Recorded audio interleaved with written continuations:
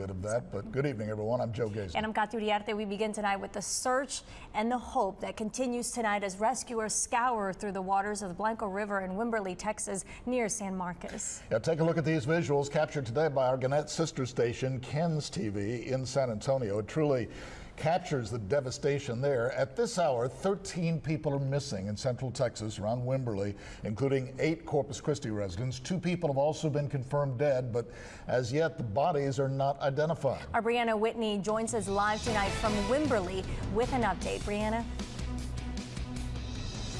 Joe, Katya, from where we're standing, this perspective is just incredible of the damage. You can see this downed tree over here, and that's not the only one.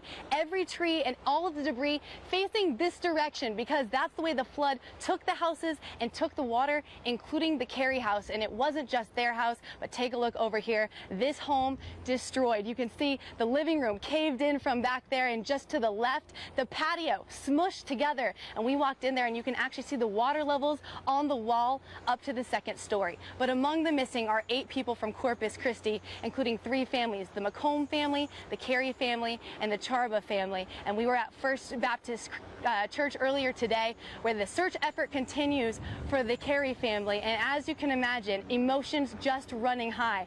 They say they have 22 volunteer teams comprised of 250 people, family, friends, and volunteers out on foot helping with the search.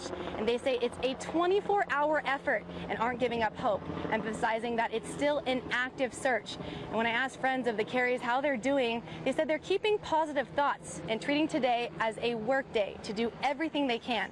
But behind the maps and the searching gear, friends and family are emotionally drained. The time that we spent here in Wimberley with them was just really special time. They're our friends. We love them. We are hopeful. We're somewhat fearful, but we're encouraged by the foundation that we have as a group, and we're holding each other. We're holding ourselves together. All missing were staying at the Careys' home here, and right now Ralph and Sue Carey, as well as their daughter Michelle, her husband Randy, and their son are missing, as well as Laura McComb, her 6-year-old son Andrew, and their 4-year-old daughter Leighton. Jonathan McComb was found 12 miles down the river alive on Sunday. He is now currently at the San Antonio Military Medical Center, where doctors there tell me he is in good condition. But back out here live, Hays County officials not confirming whether those 2 bodies they found are adults or children, or if they're male or female. So the search continues. We can actually see helicopters up ahead. They've been circling around, searching from the sky. And if we look over here, all the way down that way, there's a car that's turned over, and that's not the only car in the area. There are plenty more like that down the street. But I want to give you an idea of how devastating this flooding is. This river in 1926 set a record, hitting 32 feet. This Sunday, it hit 44 feet. Reporting live from Wimberley, Briana Whitney, 3 News. All right, Briana, thanks so much. We've heard the helicopters behind you there, and we've actually heard that some people are paying for those helicopters to stay up and continue searching. That's right, because it has to go on at this point. More to come on that. And here at home, local residents are doing their part to help with the rescue efforts there in Wimberley. Yeah, local dentist's office is holding a drive to raise funds and supplies for the rescue and recovery operation in the Wimberley area. Our Bill Churchwell live tonight from Dr. Brian Gully's office on Saratoga here in Corpus Christi with the details on that. Bill?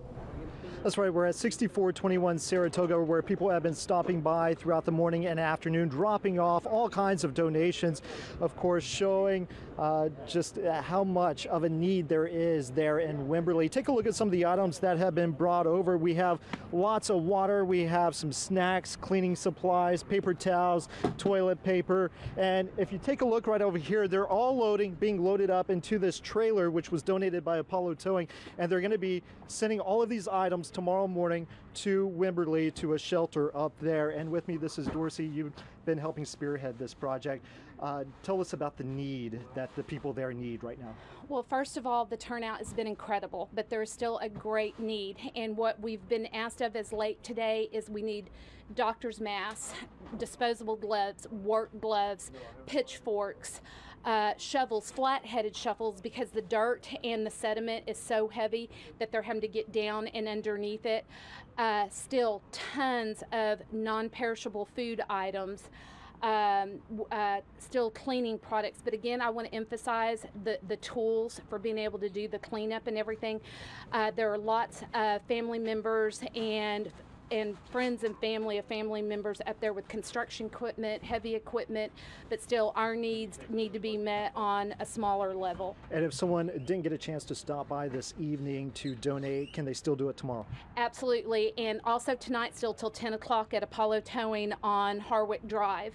And they absolutely can. We're going to continue to take donations all through the week.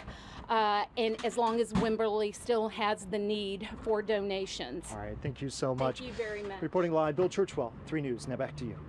Bill, thank you for that. And just to give you an idea of how historic the flooding here in Texas has been, take a look at this map. It shows the range of flooding from major to near flooding. As you can see, a couple of the spots here in the coastal bend made the major flooding list.